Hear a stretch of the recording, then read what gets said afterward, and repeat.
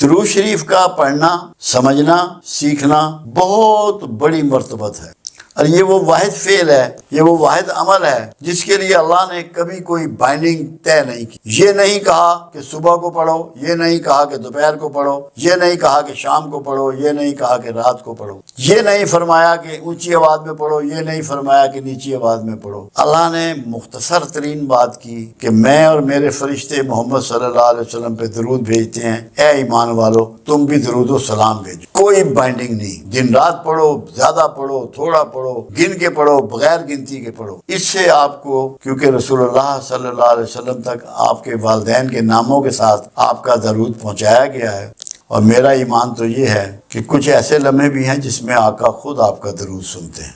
تو آپ کو کتنی مرتبت اور کتنا قرب نصیب ہوتا ہے اللہ کا اور اس کے حبیب کا، جس کی انتہا نہیں۔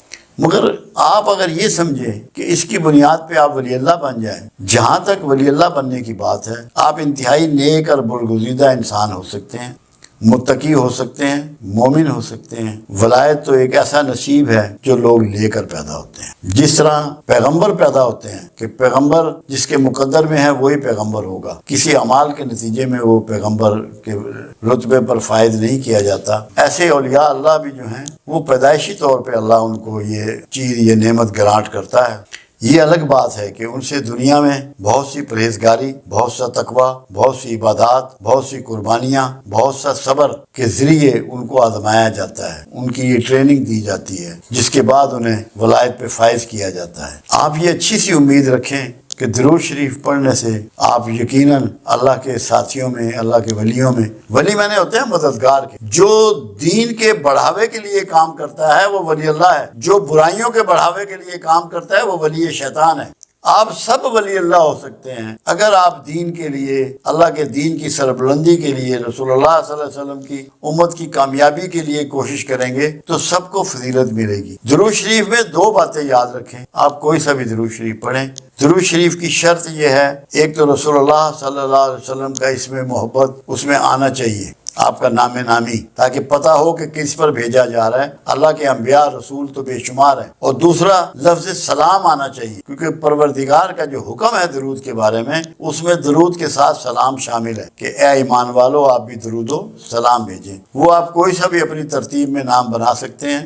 رسول اللہ کے لیے رحمت اور برکت اور سلامتی مانگنی ہے، اور اللہ سے یہ آرزو کرنی ہے۔ آپ کروڑوں کی تعداد میں اس میں سلام بھیج سکتے ہیں، جو مرضی، جتنا کریں گے اتنا کم ہے۔ یہ تو ایسی مٹھاس ہے کہ جو بڑھتی ہی چلی جاتی ہے، اس کی جو ہے پیاس بھی بڑھتی چلی جاتی ہے۔ تو اللہ کرے کہ لوگوں کو رسول اللہ، درود شریف کے بارے میں ایک بات سمجھ لیں، درود شریف آپ کا تب مکمل ہوگا کہ رحمت للعالمین کی رحمت میں سے آپ حصہ پائیں، اور اللہ کے رسول کو یا مخلوق کو کوئی زحمت نہ دیں۔ زحمت دینے والا کا درود شریف مکمل نہیں ہے۔ مکمل تبھی ہے کہ جب رسول اللہ کی سنت رحمت کو اپنائیں اور رسول اللہ پہ درود شریف بھیجیں۔ اللہ آپ کو بہت نوازے گا، بڑے کرم فرمائے گا، آپ قرب الہی آپ کو نصیب ہو جائے گا۔ اللہ کے قریب ہونے کے لیے تو قرآن نے ایک بات واضح کر دی سورہ بقرہ میں، جب شیطان سے پروردگار عالم کا مکالمہ ہوا اور شیطان نے کہا کہ میں تیرے بندوں کے راستے میں بیٹھوں گا، دائیں سے بائیں سے آگے سے پیچھے سے انہیں گھیروں گا، تو پروردگار عالم نے فرمایا کہ جو میرے بندے ہیں تو ان کا کچھ نہ بگاڑ سکے۔ اللہ نے وضاحت دی، وہ بندے ہیں میرے جو اخلاص رکھتے ہیں، مخلصین۔ اگر آپ لوگ ولایت حاصل کرنا چاہتے ہیں، ولی بننا چاہتے ہیں، تو اللہ سے اخلاص اختیار، اللہ کے مخلص بندوں میں شامل ہو جائیں، وہی آپ اس کے مقربین میں شامل ہوں گے۔ اور دوسرا، دو کام اور کریں، سیلف مانیٹرنگ شروع کر دیں، اپنا احتساب شروع، سیلف مانیٹرنگ، پھر اپنی سیلف نیگیشن، اپنی خودی کو، اپنی ذاتی خواہشوں کو چھوڑ دیں، اللہ کی خواہش پہ چلنا شروع کریں، اللہ کے لیے دینا شروع کریں، سب کام اللہ کے لیے کر دیں۔ آپ کا کوئی فعل، جاگنا، سونا، کھانا پینا، چلنا، اٹھنا بیٹھنا اللہ کی مرضی کے خلاف نہ ہو۔ ایک بات آپ کو بہت اچھی طرح سمجھ ہونی چاہیے کہ معاف کرنے والا اعلیٰ ضمیر کا اور اعلیٰ ظرف کا مالک ہوتا ہے۔ کوئی معاف کرنے سے اگر کوئی اس کو غلطی سے کمزور سمجھ رہا ہے یا بزدل سمجھ رہا ہے تو یہ سمجھنے والے کی بیوقوفی ہے۔ معاف کرنے والے کا کوئی پرابلم نہیں ہے، اس کی عزت نفس میں اضافہ ہوا ہے معاف کرنے سے۔ کیوں؟ معاف کرنا اللہ کی سنت ہے، رسول اللہ صلی اللہ علیہ وسلم کی سنت ہے، اصحاب رسول اور دیگر انبیاء کرام کی سنت ہے، اور یا اللہ کی سنت ہے۔ کوئی معاف کرنے والے کو یہ احساس نہیں ہونا چاہیے کہ لوگ مجھے بزدل سمجھیں گے۔ اگر کوئی سمجھ رہا ہے تو وہ بیوقوفوں کی جنت میں رہتا ہے۔ معافی بڑے لوگوں کا کام ہے، بڑے ظرف والوں کا کام ہے، اور بڑوں ہی کی سنت ہے۔ اس وہمے میں کبھی مبتلا نہ ہو کہ آپ کی عزت نفس مجروح ہو رہی ہے کہ لوگ بزدل سمجھنا شروع ہو گئے ہیں۔ یہ شیطانی عمل ہے۔ جیسے شیطان آپ کو جب آپ اللہ کی راہ میں خرچ کرنے کے لیے نکلتے ہیں تو روکتا ہے کہ تو خرچ کرے گا تو تو غریب ہو جائے گا، غریبی کے ڈر سناتا ہے، ایسے ہی شیطان معاف کرنے والے کو یہ ڈر سناتا ہے کہ تو کمزور ہے، تو بزدل ہے۔ ایسا نہیں ہے۔ سب سے دلیری دنیا میں جو ہے وہ معاف کر، سب سے دلیر وہ ہے، باہمت وہ ہے جو معافی دیتا ہے، اور نصیب والے ہیں وہ لوگ جو معاف کرتے۔ اللہ کے ہاں جتنی معاف کرنے والے کی قدر و منزلت ہے دنیا میں کسی کی نہیں ہے۔